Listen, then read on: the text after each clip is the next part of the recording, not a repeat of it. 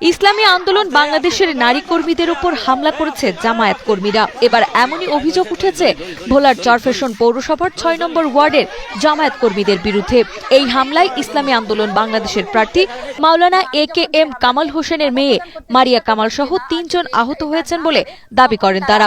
আমার ভাই এবং ফয়সালের উপরে আরো আক্রমণ করলো এবং আমাকে হেনস্থার শিকার করলো এবং আমাকে একটি পর্যায়ে তারা গায়ে ধাক্কা দিয়ে ফেলে দেয়। স্থানীয় সূত্র ও প্রত্যক্ষদর্শীরা জানান ২৮ জানুয়ারি বুধবার সকাল ৯টার দিকে চরফ্যাশন পৌরসভার ৬ নম্বর ওয়ার্ডে এই ঘটনা ঘটে। মারিয়া কামাল তার ২ ভাই ও ৭-৮ জন নারী কর্মীকে নিয়ে শান্তিপূর্ণভাবে দাওয়াতি ও নির্বাচনী প্রচারণা চালাচ্ছিলেন। এমন সময় জামায়াতে ইসলামের কর্মী হিসেবে পরিচিত সোহেল ও আলাউদ্দিন তাদের বাধা দেন এবং এলাকা ছেড়ে যাওয়ার হুমকি দেন।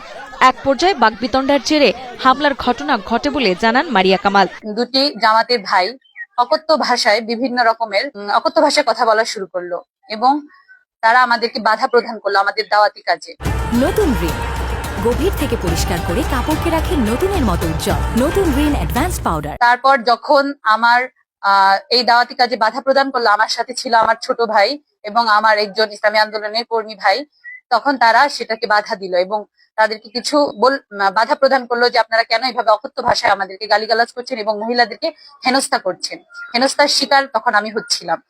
তখন যখন একটু কথা কাটাকাটি হলো, তার মধ্যেই তিনি যে লোকটি ছিল তার সাথে একটি মুরব্বীও ছিল যে আমাদেরকে অকথ্য ভাষায় গালিগালাজ করলো, তার নাম ছিল সোহেল, তার সাথে একজন মুরব্বীও ছিল।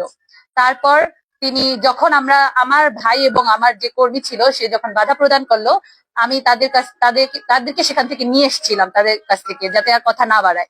কিন্তু সেই লোক সোহেল নামে সেই লোক থামলো না। তিনি তার কিছু নেতা কর্মীদেরকে তাদের কিছু কর্মীদেরকে ফোনের মাধ্যমে ডেকে এনেছিল সেখানে। ইতিমধ্যেই তারা উপস্থিত হয়েছিল। তাদের মধ্যে প্রধান ছিল হচ্ছে আলাউদ্দিন নামের এক লোক। তার সাথে কিছু লোক নিয়ে তিনি হোন্ডা দিয়ে এখানে স্পটে চলে আসলো এবং আমাদেরকে হেনস্থার শিকার করলো।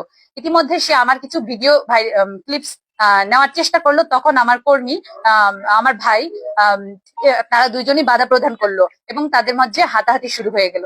তারপর তারা একটি পর্যায়ে আমাদেরকে যখন মহিলাদেরকে ভিডিও করলো তখন এবং হেনস্থার শিকার করলো, তখন আমার ভাই এবং ফয়সাল আমাদের কর্মী সে একটু বাধা প্রদান করলো। তারা মারপিট শুরু করে দিল, সেখানেই তাদের উপর হামলা চালালো এবং আমি যখন সে হামলাকে বাধা প্রদান করতে চেষ্টা করলাম যে না, আজ যাতে এটা না বাড়ে, তখন তারা আমার ভাই এবং ফয়সালের উপরে আরো আক্রমণ করলো এবং আমাকে হেনস্থার শিকার করলো এবং আমাকে একটি পর্যায়ে তারা গায়ে ধাক্কা দিয়ে ফেলে দেয়। আহতদের উদ্ধার করে চরফ্যাশন উপজেলার স্বাস্থ্য কমপ্লেক্সে প্রাথমিক চিকিৎসা দেওয়া হয়েছে। ইসলামী আন্দোলনের প্রার্থী মাওলানা এ.কে.এম. কামাল হোসেন ও কেন্দ্রীয় নেতা অধ্যাপক মাহবুবুর রহমান হামলার নিন্দা জানিয়ে সুষ্ঠু তদন্ত ও দ্রুত বিচার দাবি করেছেন। এদিকে অভিযোগ অস্বীকার করেছেন ভোলা ৪ আসনের নির্বাচনী পরিচালক ও জেলা জামায়াতের সেক্রেটারি মোহাম্মদ হারুনুর রশিদ। তাদের দাবি কোনো নারী কর্মীর উপর হামলা করা হয়নি, বরং ইসলামী আন্দোলনের কর্মীদের হামলায় আহত হয়েছে সোহেল ও আলাউদ্দিন। সকাল ৯টা ৯:৩০ দিকে ওনাদের লোকেরা ওয়ার করতেছে।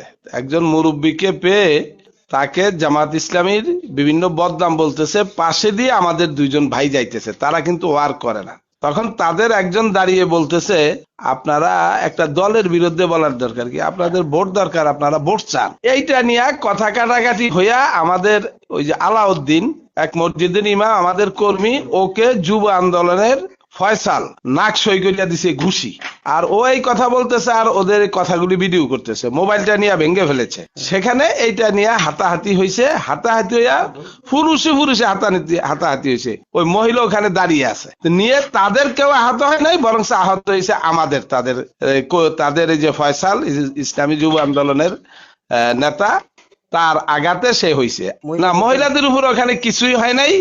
এটা 2টা ভিডিও আছে, দোনোটা ভিডিও আপনি দেখতে পারেন, ওখানে কিছুই হয় নাই।